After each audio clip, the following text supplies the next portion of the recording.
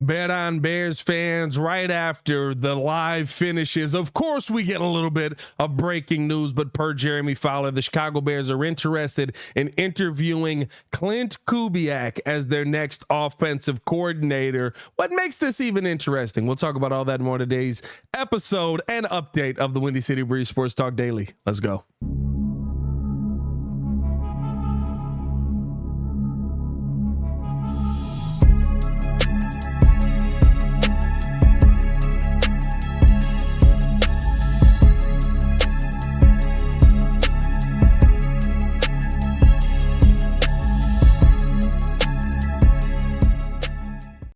Now, if you are new to the channel, please like the video. Please subscribe to the page. We do talk Chicago sports daily on this channel. Only channel talks Chicago sports, how Chicago talks. So make sure that you get in tune with us, man. As I said, Klint Kubiak, very interesting candidate. Again, another West Coast guy, another guy who's coming up in the, listen, under the Shanahan tree, if we want to be on that, because he is a passing game coordinator currently for the San Francisco 49ers. So I have a lot of intrigue here. It seems like the Bears are looking again in the right directions for guys, looking at offenses that have been very good at adjusting to what the quarterback on the field is able to do. I like the name Klint Kubiak coming up here. Of course, son of Gary Kubiak, if you guys were wondering. I believe this is his oldest son. But the fact that he's currently the passing game coordinator for the 49ers, he's got that Kubiak bloodline. He's also coming off of a Shanahan tree. I'm very intrigued by this. Now, the one part that does give me a ton of pause, and I'm telling you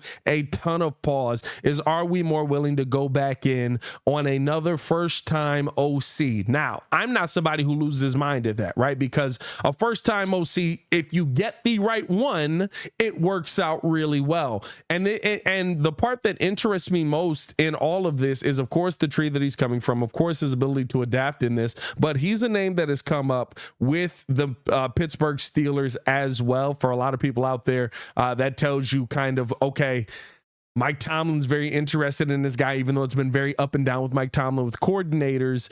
But do you trust Mike Tomlin's judgment on a young man like this? For me, I think that if Mike Tomlin's looking at him, he's good enough for the Chicago Bears to look at. If the Steelers in general are looking at him, you have to say that he's good enough for the Chicago Bears to look at. And personally, I just feel like this is a guy who's coming up through the right trenches, and can he continue to do that with, again, it's not guaranteed that Justin Fields is going to be back. I hope that Justin is back. I believe that Justin Fields is the best answer for the Chicago Bears moving forward. But is that going to be the case? And if it isn't, do you bring this guy in with a young quarterback that he can mentor along, that he can bring through the ranks, that he can figure out? And I think it's a little bit different than going to get just the quarterback's coach, right? There's a guy that's a passing game coordinator. He has an input on how the team passes the football. He has an input on certain plays that are going to be run. I think this is a very intriguing hire if the Bears could get Klint Kubiak. Let me know how you guys feel in the comments below. We've now got two names in the pool that we know about.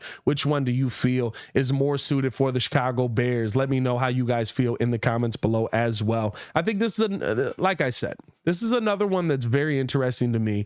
But who would you rather have at this point? Would you rather have Shane Waldron? Would you rather have Klint Kubiak? Klint Kubiak probably going to cost a little bit less. I think he's probably a more realistic option for the Chicago Bears right now because Waldron can go anywhere. Waldron possibly has the opportunity to become a head coach. Is he going to make a lateral move? I would love to get Shane Waldron in here. I feel very confident that he could come in here and make some magic with Justin Fields. I also feel very confident that he could come in here and develop a young quarterback under his tutelage. But which one do you feel more confident in right now? When I look at Klint Kubiak, right, there's nothing proven.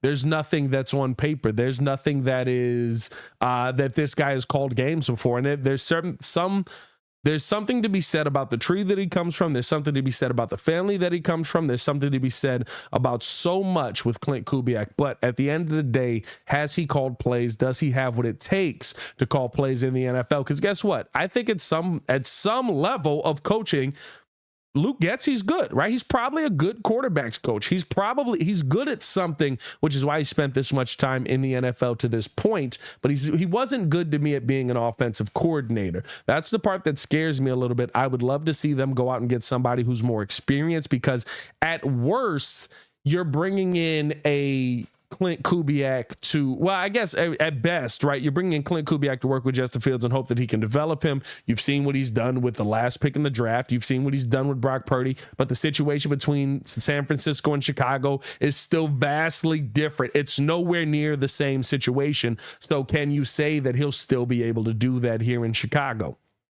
On the flip side of that, though, at worst, you're talking about bringing a rookie OC in here, somebody who's never called plays, to work with a rookie quarterback, develop that quarterback, call plays for the offense that's going to work no matter what, and go out there and be successful on the field in a year that it feels like, I think most of us agreed, like we just talked about in the last podcast, tune into today's episode of the Windy City Breeze Sports Talk Daily for a ton more Bears talk. But like we just talked about today, where this team basically, I mean, Matt Eberflus is probably in a winner take all year, right? He's probably in a situation now where you look at him as the head coach and say, if you're not successful this year, why are we bringing you back next year? I like the name. I like the potential. I like the future that it could be. I guess if they went with him, right, I could buy into it because of the bloodline, because of all the talks around him. But at the end of the day, are we buying into Klint Kubiak as a rookie OC with a rookie quarterback? That to me is a pairing that we've already seen with pretty much Justin Fields coming into his second year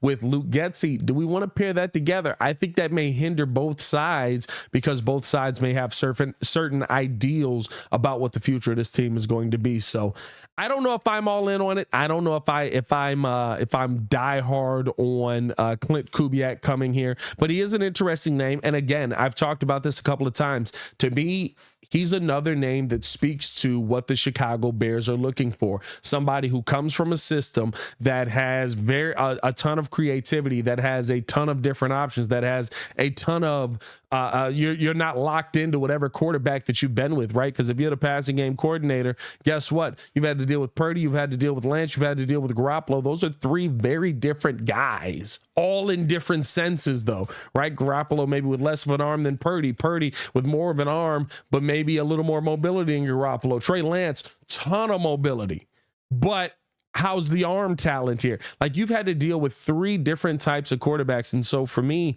I'm interested in somebody that's had to deal with that because of the adaptability to the type of quarterback that you have. I think it's pretty clear when you look at Shane Waldron or with Klint Kubiak, both guys kind of in a situation where they've had to deal with multiple kinds of quarterbacks. I'm intrigued for that reason. Let me know which one you guys would want more in a sense. But as always, man, it's your boy Pat the Designer back at it again. I was literally walking out the door when this news broke, so I'm glad that I stuck around so that we could get the video out.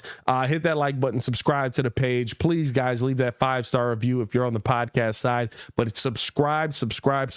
You guys who are watching, I believe it's 50%, if I'm not mistaken. Let me see if I can pull this up here real quick. Yeah, so it's still sitting at 51% of you guys are subscribed, 48% of you not subscribed. If you guys could hit that subscribe button, it would be so much appreciated. We're trying to get to 25,000 subscribers, and we're 400 subs away. Love you guys. Appreciate you for showing support. Had to get this out to you. As always, it's your boy Pat the Designer back at it again. Y'all stay safe out there, Chicago. Bear down. Let's see what they do.